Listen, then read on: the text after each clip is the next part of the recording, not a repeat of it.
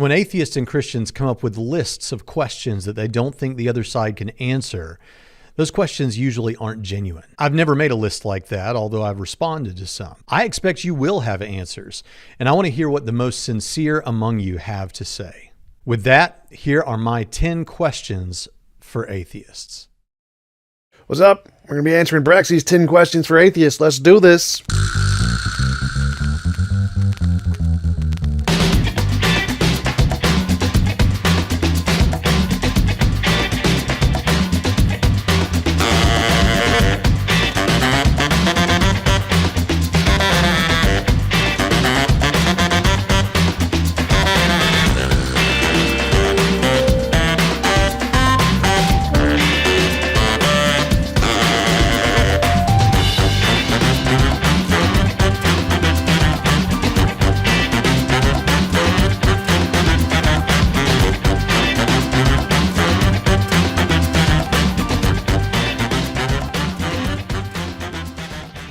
What facts about reality that you and I agree are real facts about the way the world is, does your worldview account for, but my Christianity doesn't account for?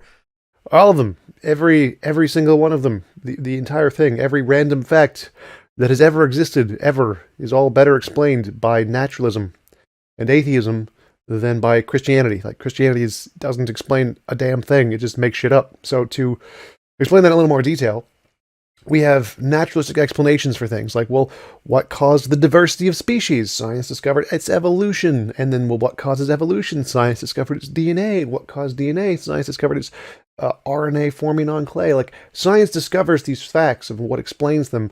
And then all Christianity does is it takes the entire set of all of those facts, puts a bubble around it and says, well, what explains all of those facts? Yeah, you haven't answered that yet, have you, science? Nah, I haven't answered that yet. Aha. And then science is like, yeah, that's a gap. We haven't answered all of them yet. That's the next thing. We're getting there. We haven't gotten there quite yet. But we don't need to make shit up to answer those. We're just going to leave them as gaps for now, and we'll discover them later. But you, the Christians, all you're doing is saying, but we can fill that gap with a thing called the God. The God can fill that gap and can explain all of it. All of it. Yeah, we don't know. Back when we didn't know what caused lightning, God could fill that gap. Back when we didn't know what caused the diversity of species, God filled that gap. And then when science came along and discovered the actual answer, the actual explanation that actually told us what did cause these things, God kind of just disappeared from that gap and moved to a different gap. So all Christianity is doing is saying, well, here's the next question science hasn't answered yet. Usually like the biggest questions, like, well, what explains everything about evolution? Well, we don't know. What explains the origin of life? Exactly. Well, we don't know. But God isn't an explanation for those things. He's just a gap filler. You're just saying, God could do it. And science doesn't do that. Science just usually leaves gaps as gaps.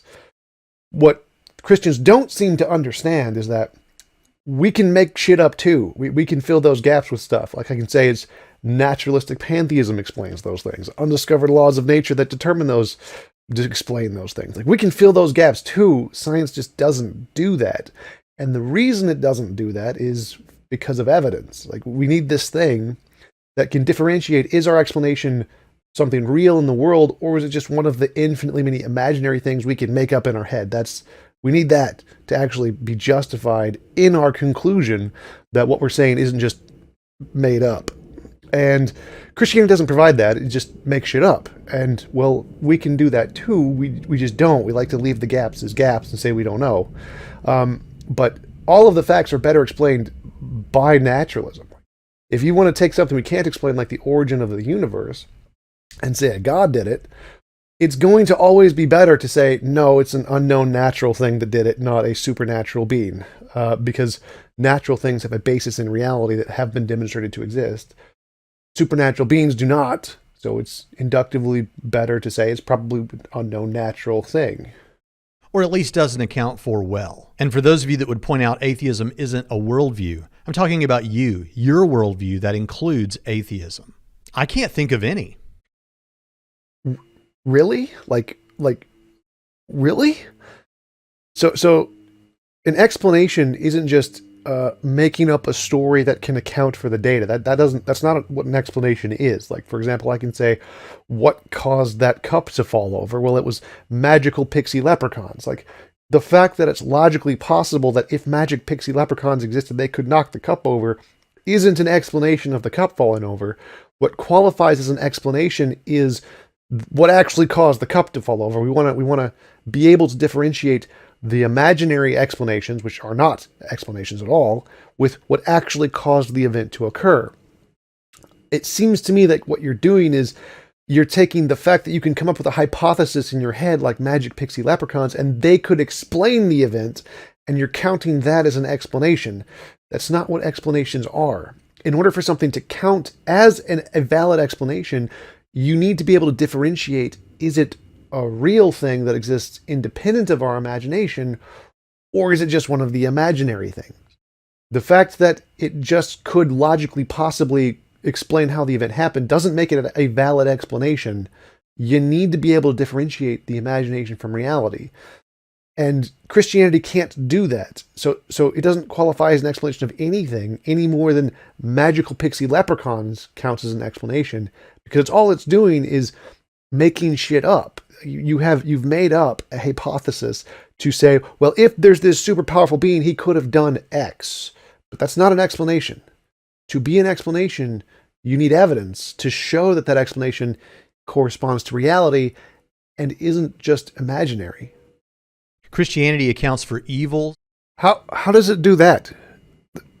What? Was it the thing where there was the magical rib woman who was tempted by the talking snake to eat from the magical tree? Is that how it does it? Or is it the Isaiah 45:7 in the KJV, which says, I form the light and create the darkness. I make peace and create evil. I, the Lord, do all things. Is that the one? Or is it the one where there's this God's nature and anything that deviates from this God's nature is by definition evil? Is it one of those three? Because none of those are explanations. Those are stories. You don't have an explanation, you have a story.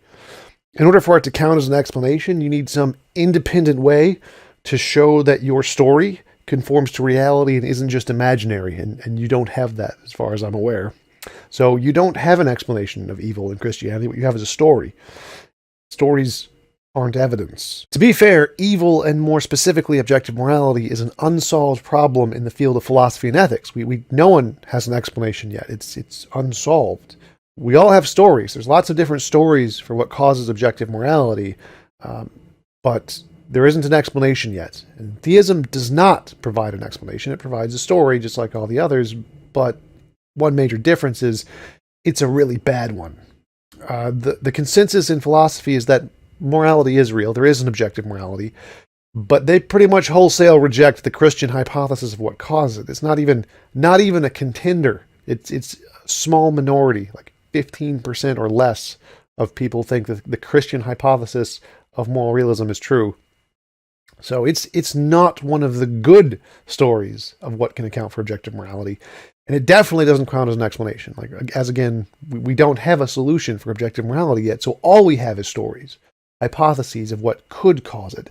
But none of them have differentiated their story from just being imaginary. And so we don't have an explanation of objective morality yet. We just have hypotheses and stories. And again, Christianity is not one of the good ones. Suffering. Suffering? Wait a minute.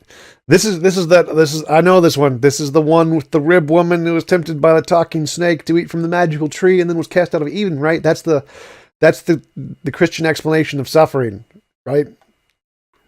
Right? That's not an explanation. That's a story. What is an explanation is evolution. Evolution explains suffering really, really well, actually. And there's thousands of academic papers with novel testable predictions which have been confirmed that demonstrate that this is not an imaginary hypothesis like the whole talking snake thing and the rib woman thing. This one's the real one. This is a real explanation. Play the clip.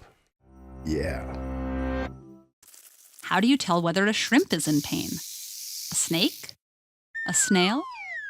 In vertebrates, including humans, pain can be split into two distinct processes.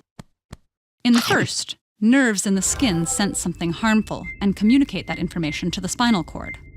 There, motor neurons activate movements that make us rapidly jerk away from the threat. This is the physical recognition of harm, called nociception. And nearly all animals, even those with very simple nervous systems, experience it.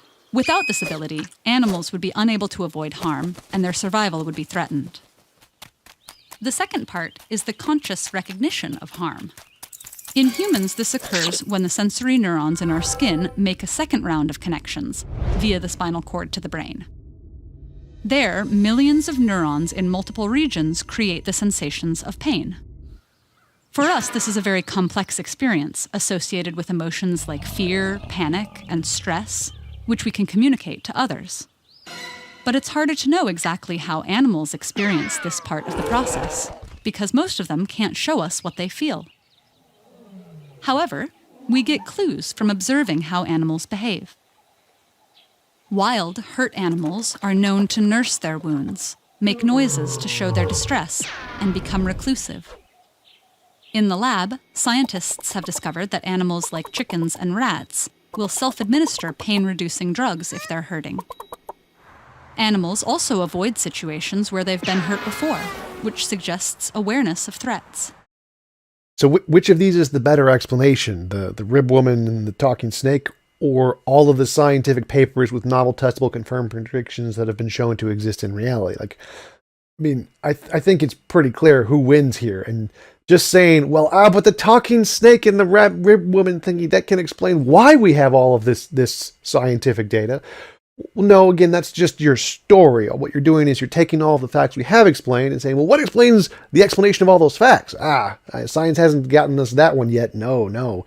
Rib woman. Definitely rib woman. But remember, we can make up an explanation to that too. We just don't, because we're going to, wait for some kind of evidence that can differentiate. Is it imaginary or is it real, and not just make up a story? Because stories don't count as an explanation. The existence of other religions. Okay, let's poll the scientists. All right, what explains the existence of other religions to scientists? Let's go. Play the clip. We achieved eusociality, which is multi-generational care of the young, cooperative care of the young. A chimpanzee mother won't even give her infant to her sister. Okay? And so we have multi-generational care, cooperative care, division of labor, defensive communes. We are the most cooperative species on Earth, and it's probably is why we're so successful. And it's those mechanisms that go into our sociality and our cooperation which are utilized for religion. Another way of thinking about who we are and where we came from is that most of life, even as modern human beings, most of our evolutionary history is an endless camping trip with extended relatives. Right? That's the circumstances which we evolved, that shaped us. Right? Okay, so all your religious ideas are byproducts of these cognitive social mechanisms that were originally designed for other purposes. And in a sense, religious ideas are an artifact of our ability to imagine other social worlds. They're all human mental concepts with some alteration. That seems like a pretty good explanation for me. What's Christianity's explanation? Is it another one of those stories from that book? Yeah. Including supernatural events in those other religions? Wait a minute. You don't think science has an explanation for that? Because I think it does. Let's roll the clip. We make two types of errors. A type 1 error, or false positive, is believing a pattern is real when it's not. Our second type of error is a false negative. A type 2 error is not believing a pattern is real when it is. So let's do a thought experiment. You are a hominid 3 million years ago walking on the plains of Africa. Your name is Lucy, okay. And you hear a rustle in the grass. Is it a dangerous predator, or is it just the wind? Your next decision could be the most important one of your life. Well, if you think that the rustle in the grass is a dangerous predator and it turns out it's just the wind, you've made an error in cognition. You made a type 1 error, false positive. But no harm, you just move away, you're more cautious, you're more vigilant. On the other hand, if you believe that the rustle in the grass is just the wind and it turns out it's a dangerous predator, you're lunch. You've just won a Darwin Award. You've been taken out of the gene pool. Now, the problem here is that patternicities will occur whenever the cost of making a type 1 error is less than the cost of making a type 2 error. This is the only equation in the talk, by the way. We have a pattern detection problem. That is, assessing the difference between a type 1 and a type 2 error is highly problematic, especially in split-second life and death situations. So the default position is just believe all patterns are real. All rustles in the grass are dangerous predators and not just the wind. And so I think that we evolved. There was a natural selection for the propensity for our belief engines, our pattern-seeking brain processes to always find meaningful patterns and infuse them with these sort of predatory or intentional agencies. That was pretty good evidential-based explanation based on science, which makes testable predictions to show it's not imaginary. What's yours again? Is it something in the Bible about Tower of Babel or something? I don't know. Is there anything beyond just the story you got? You got any evidence? No? Oh. Science. I assume Braxton means like the intelligibility and patternedness of the universe, that it follows some kinds of patterns. But I mean, there's really only two options. Either the universe has patterns or the universe is some kind of chaotic random mess. And if the universe is a chaotic random mess, then it's unlikely that we had brains that evolved over billions of years, because if it's a chaotic mess, that probably wouldn't occur. That would require a pattern of some kind. So, I mean, either the universe was designed for our brains, or our brains were a result of the patternedness of the universe. And this kind of reminds me of that puddle analogy from Douglas Adams. Roll the clip. This is rather as if you imagine a puddle waking up one morning and thinking, this is an interesting world I find myself in. An interesting hole I find myself in. Fits me rather neatly, doesn't it? In fact, it fits me staggeringly well. Must have been made to have me in it. This is such a powerful idea that as the sun rises in the sky and the air heats up, and as gradually the puddle gets smaller and smaller, it's still frantically hanging on to the notion that everything's going to be all right because this world was meant to have him in it, was built to have him in it. So the moment he disappears, catches him rather by surprise. I think this may be something we need to be on the watch out for.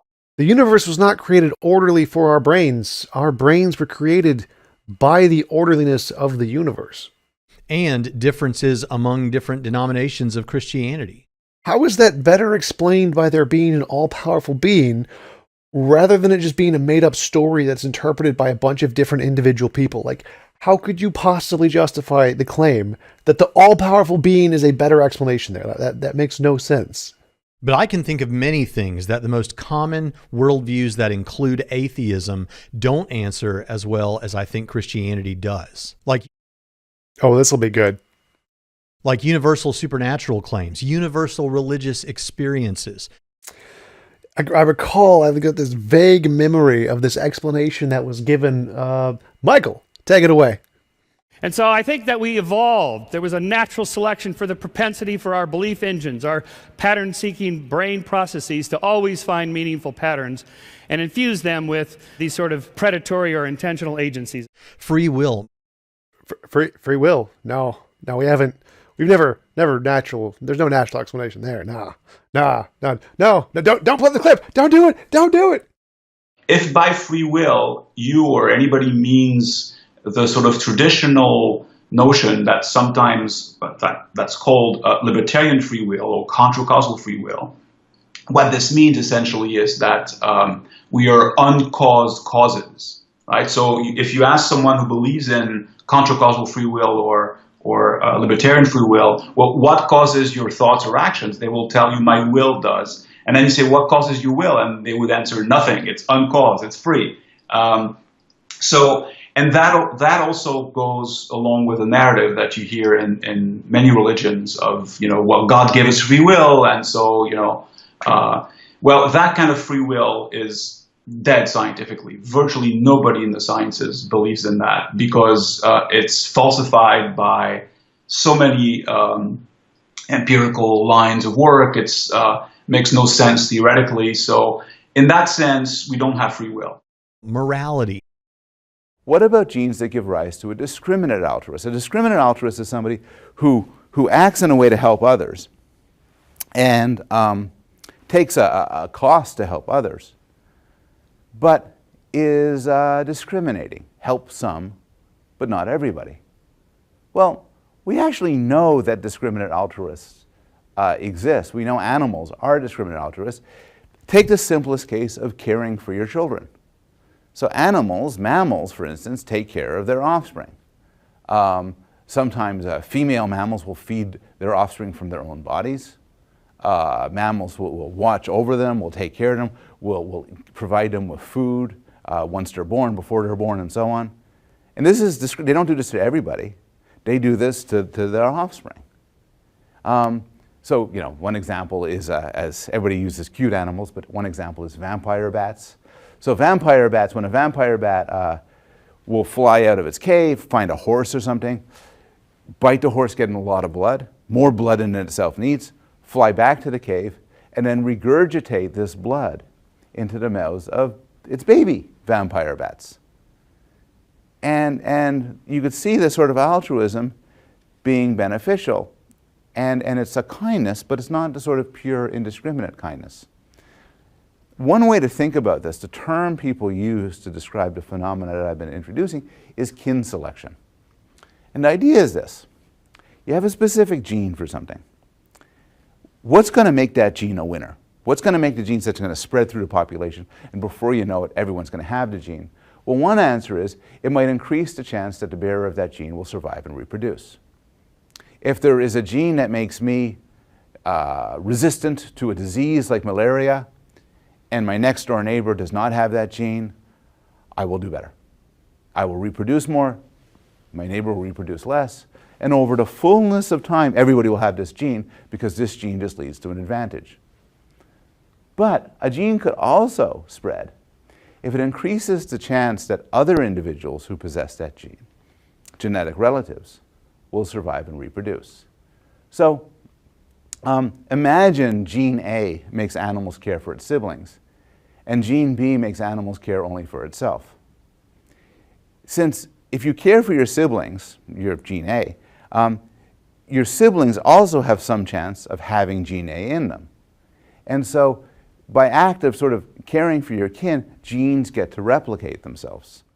Near-death experiences. Near-death experience is caused by the fact that your brain, which was in a conscious state, suddenly stopped, just completely unexpectedly. If you think of it like a system of pipes, if you just shut down the water in the pipes, they're still, all the valves are still connected to the exact same places they were before the shutdown because it was unexpected. So all of the chemical reactions that are still occurring in your body are getting sent to the areas they were already being sent to when you were conscious. So like if you have a sound hit your eardrum still vibrates. It still creates electrical signals which are still sent to the brain, which are still saved as conscious experiences.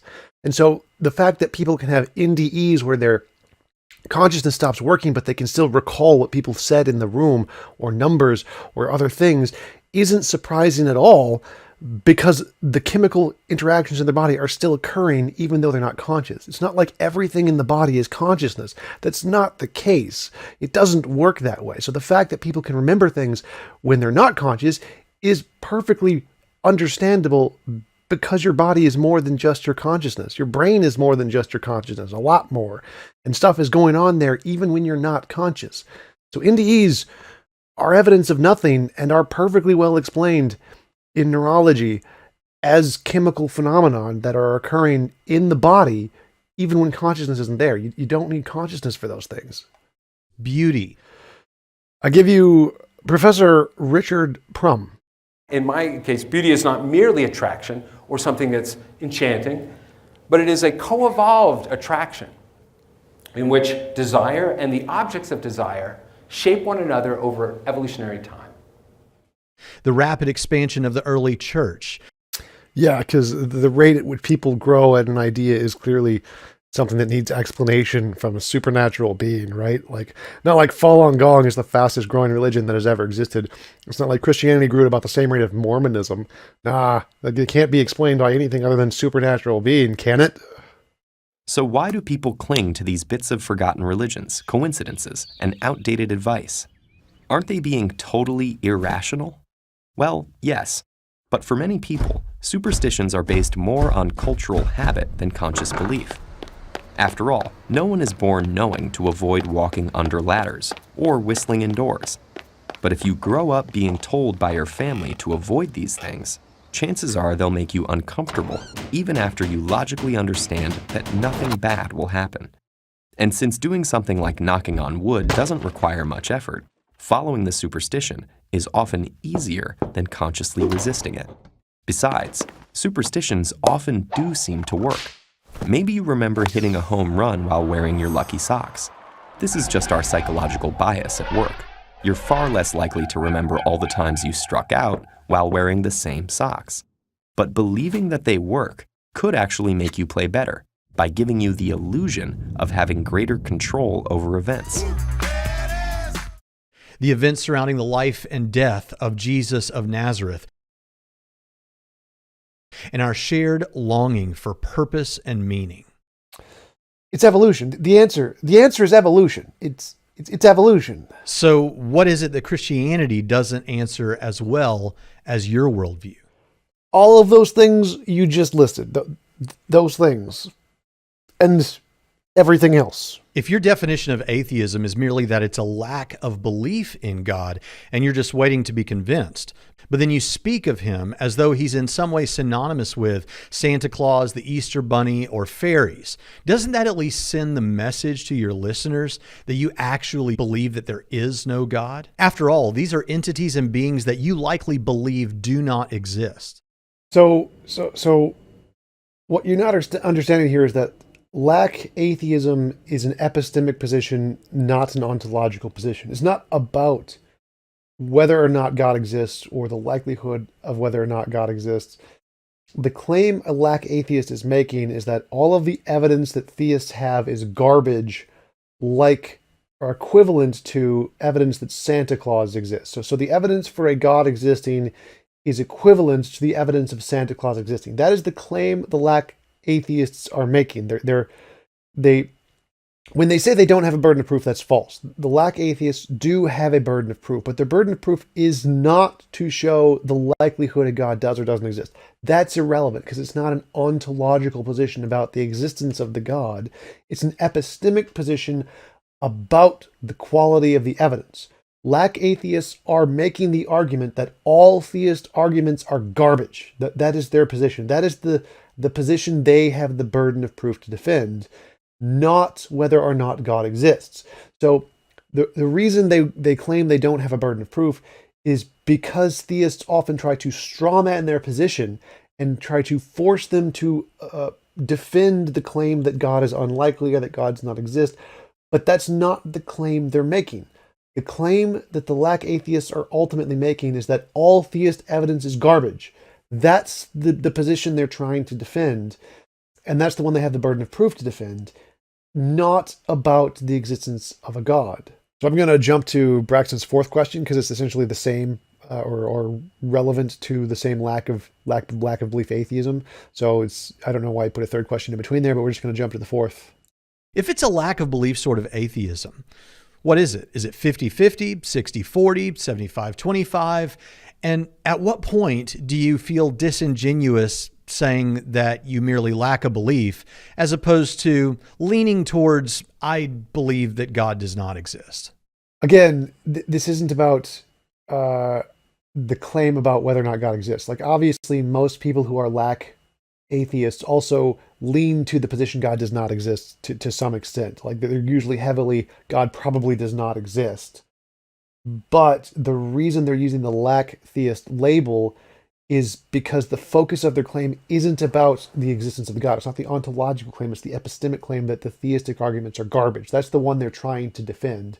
And so asking them questions about the probability of a God is strawmanning their position, because their position is about the crappiness of the theistic evidence. That's the focus of their position. That's the focal point they are bringing forward. The burden they have to defend is how crappy the theistic evidence is. And so if you want to address a lack theist, you need to present what you think is good evidence for a God so that they can support their burden to show it's not, it's crappy evidence, because that's really the claim that they're making. The focus of a lack atheist is how crappy the theistic evidence is, not about the existence of God. So it's not trying to be disingenuous by not admitting they don't believe in a God. The goal of the lack atheist label is to focus the conversation on what they actually believe, their actual claim, which is how crappy the theistic evidence is, not about how much they don't believe a God exists. It's not about the existence of a God. And so it's strawmanning their position to focus on that topic rather than the one they're actually trying to defend, which is how garbage the theistic evidence is. When atheism becomes a part of someone's worldview, they typically change their positions on other issues like abortion, sexual morality, and a number of other things. I actually have several videos of well-known atheists saying that there's nothing wrong with prostitution. There's nothing wrong with prostitution. That they hope their children don't save themselves until marriage. I hope my children do not save themselves until marriage and have as much consensual sex as possible to enjoy life as much as possible. And that sex workers should be put up on a pedestal no different than the military. Sex work is an occupation and should be treated like any other occupation, just like the military. I didn't use those here because I didn't want to seem combative to individuals, specifically the individuals who made those statements. But even if you didn't become an atheist just so you could sin, and I believe you, do you at least understand why those moves could send that message to people who might say that to you? So the problem here is that the reason Christians think that leaving Christianity is you do it because you only want to sin is because they think they are the moral North Pole, that there's nothing more moral than the Christian God. And so because they don't have an independent standard of morality that they can measure their morality against, they don't have a way to realize that they could actually be wrong about morality and that there could actually be something more moral than them. And so if someone has the Christian ideology and then loses it and they realize, oh wait, Christianity was actually morally bankrupt and all these positions I was holding are actually just bigoted and judgmental and morally absurd, then they usually end up changing those positions and adopting the more moral position that they can now realize is there once they lose that dogmatic belief that they are the moral North Pole.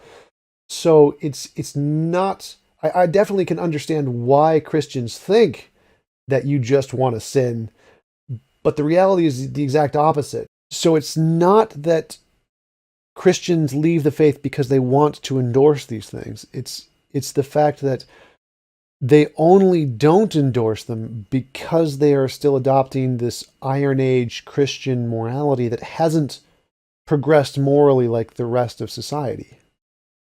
Now, I know we've all got our talking points, but I want you to struggle to be as sincere with yourself as you can right now.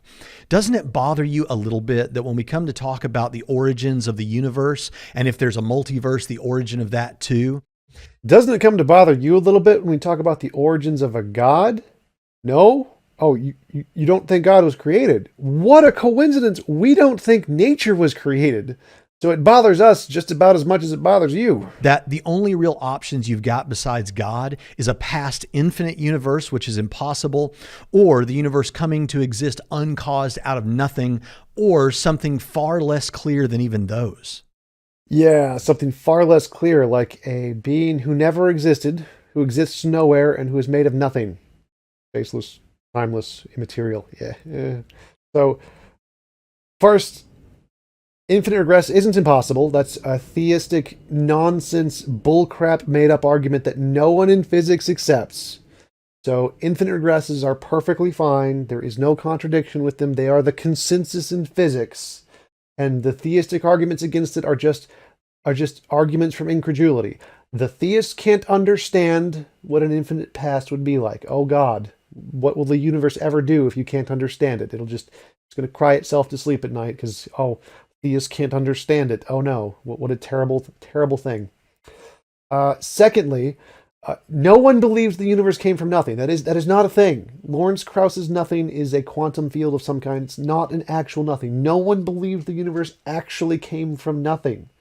And you totally left out the possibility there could just be a necessary being who is just nature, no consciousness, just a necessary, eternal, all-powerful thing that exists outside of space-time that created the universe. That's a possibility too, which you seem to not understand. Like anything the supernatural can explain, the unknown natural can explain. But don't take my word for it. Let's ask an actual cosmologist, Sean Carroll. Take it away. If you go to cosmology conferences, there's a lot of talk about the origin and nature of the universe. There is no talk about what role God might have played in bringing the universe about. It is not an idea that is taken seriously. So the question is, are there realistic models of eternal cosmologies? Well, I spent half an hour on the internet. I was able to come up with about 17 different plausible-looking models of eternal cosmologies. I do not claim that any of these is the right answer. We're nowhere near the right answer yet. But you can come up with objections to every one of these models. You cannot say that they are not eternal. There's a theorem, Borde-Guth-Vilenkin, that has assumptions. So if you violate those assumptions, you can violate the theorem. Meanwhile, theism, I would argue, is not a serious cosmological model. That's because cosmology is a mature subject. We care about more things than just creating the universe. We care about specific details. At the cosmology conferences, we're discussing these questions that you see before you. I'm not going to list all of them, but a real cosmological model wants to predict what is the amount of density perturbation in the universe and so forth. Theism does not even try to do this because ultimately theism is not well defined. And it comes down to a conflict between two major fundamental pictures of the world, what philosophers would call ontologies, naturalism and theism. Naturalism says that all that exists is one world, the natural world, obeying laws of nature which science can help us discover. Theism says that in addition to the natural world, there is something else, at the very least God, perhaps there are other things as well. I want to argue that naturalism is far and away the winner when it comes to cosmological explanations. I will poll my fellow cosmologists on whether God had anything to do with creating the universe, and I will win by a landslide. The teleological argument from fine-tuning, I'm very happy to admit right off the bat, this is the best argument that the theists have when it comes to cosmology. That's because it plays by the rules. You have phenomena, you have parameters of particle physics and cosmology, and then you have two different models, theism and naturalism, and you want to compare which model is the best fit for the data. I applaud that general approach.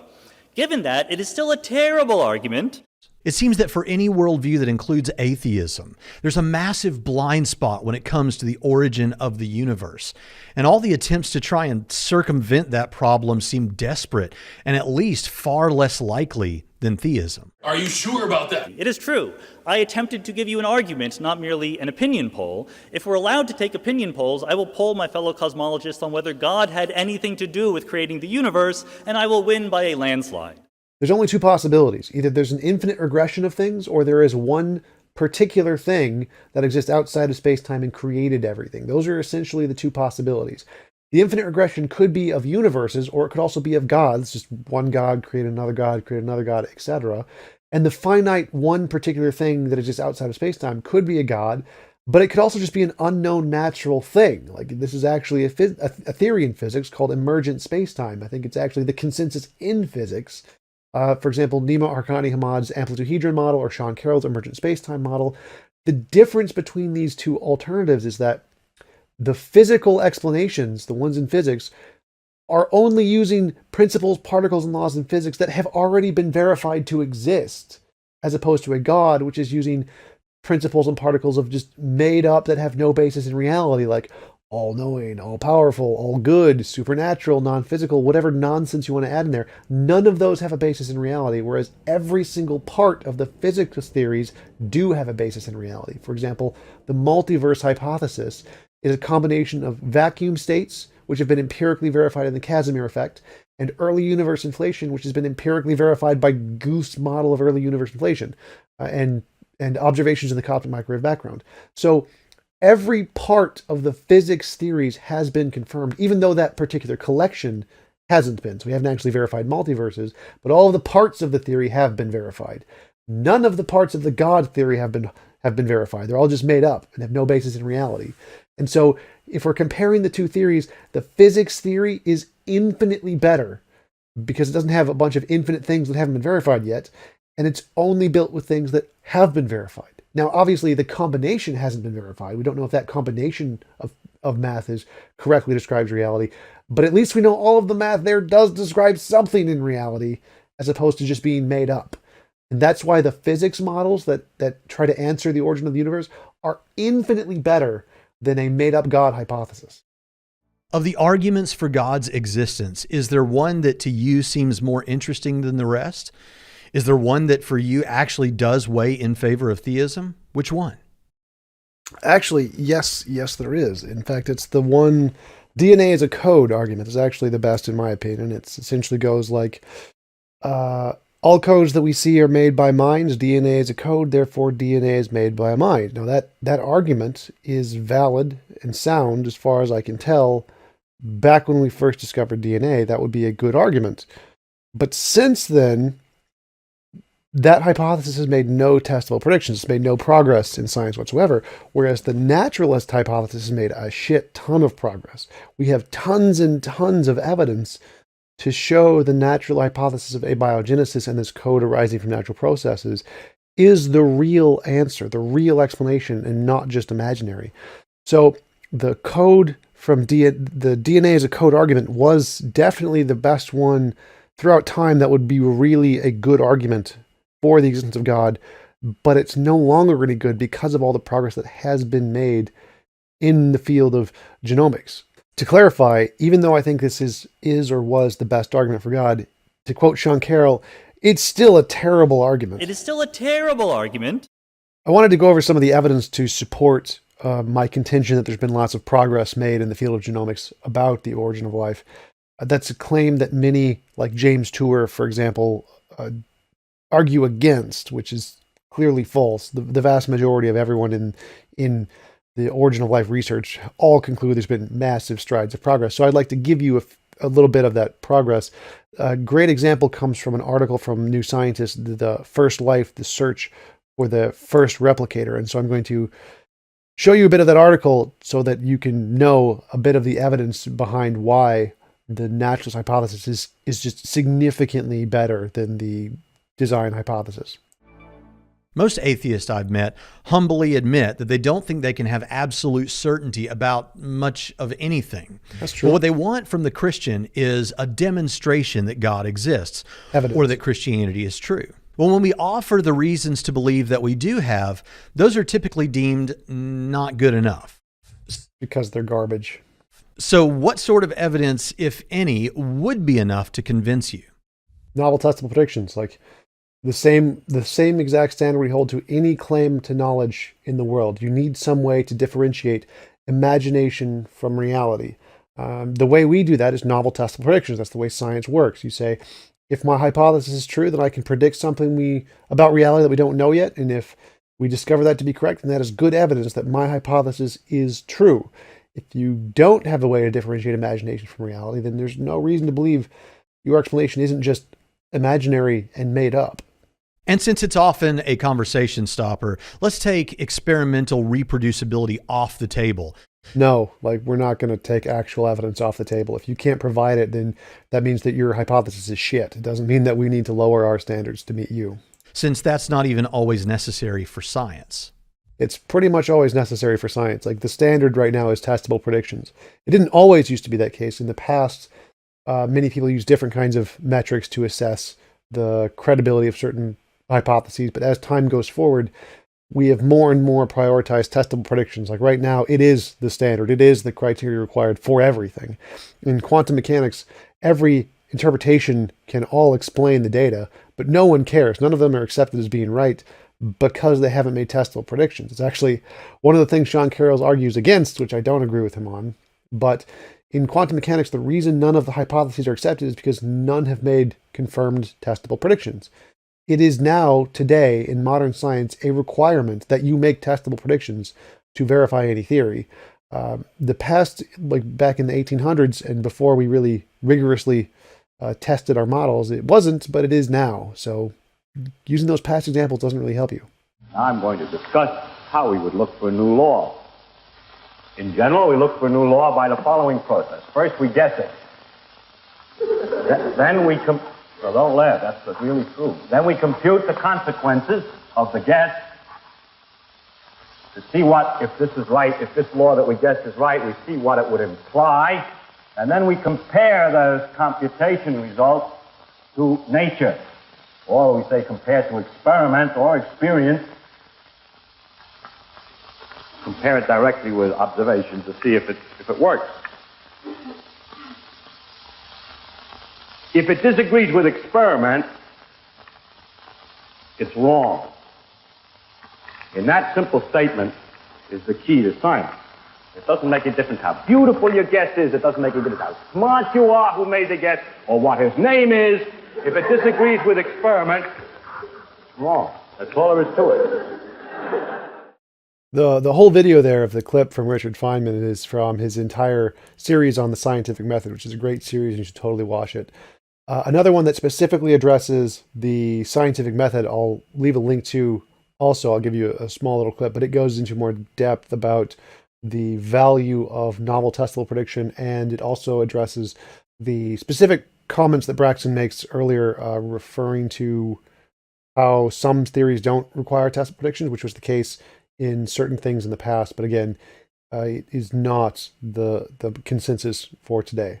When a theory makes a claim about some piece of data that has not yet been observed, this is known as a novel prediction. When a theory is explicitly designed to explain a set of data that is already known, this is known as an accommodation of the data. And there is a common attitude in philosophy of science that greater confirmation is provided when a theory predicts a new, surprising phenomenon, when it makes a novel prediction, than when it merely accommodates or explains the phenomena that we are already aware of. To what extent did social and moral issues start you down the path toward your atheism?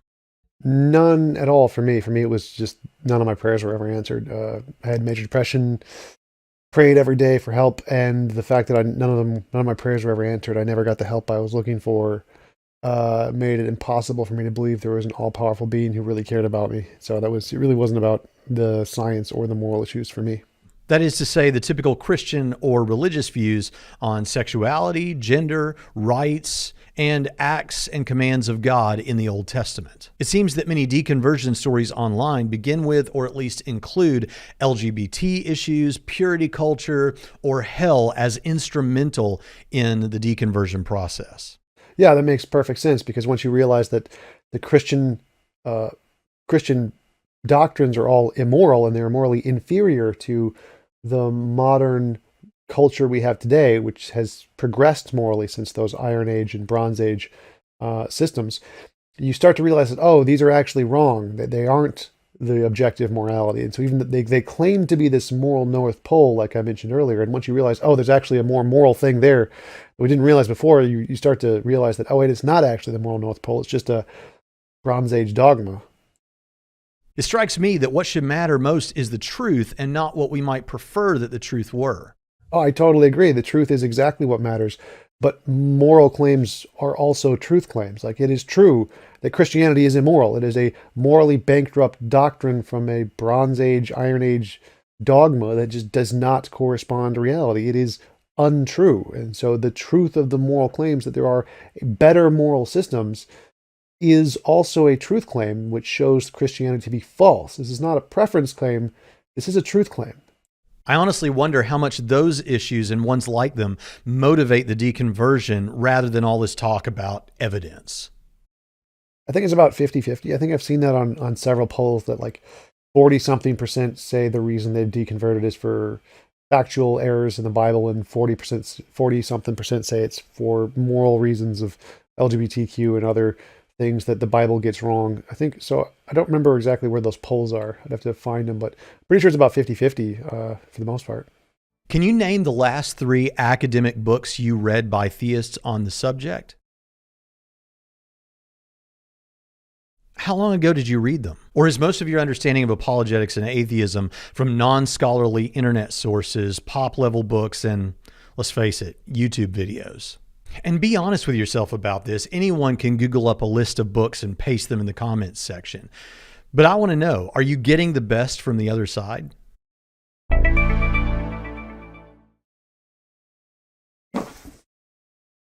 I'll just go with YouTube. I think YouTube's the best. YouTube. Let's finish with a pretty common one. If you found out today, to your satisfaction, that Christianity were true, would you accept God's authority, repent of your sins, and trust Jesus as your king? Nope. I mean, Braxton, if you found out today that Hitler was actually the God who created the universe, would you bow down to him and worship him as he is your creator? Like, I'm guessing no, for the exact same reason. He's a mass murdering psychopath, just like the God of the Bible. Mass murder, drowning babies, destroying cities, killing lots of people. I'll just put some clips here of the mass murder committed by this Old Testament God by his own words. Love that long-winded quote from Richard Dawkins. The God of the Old Testament is arguably the most unpleasant character in all fiction. Jealous and proud of it, a petty, unjust, unforgiving control freak, a vindictive, bloodthirsty ethnic cleanser, a misogynistic, homophobic, racist, infanticidal, genocidal, filicidal, pestilential, megalomaniacal, sadomasochistic, capriciously malevolent bully. The Christian God is an evil moral monster. Like, if I knew it was true, it would be our job to usurp that son of a bitch. He's not someone deserving of worship. He's deserving of being beheaded.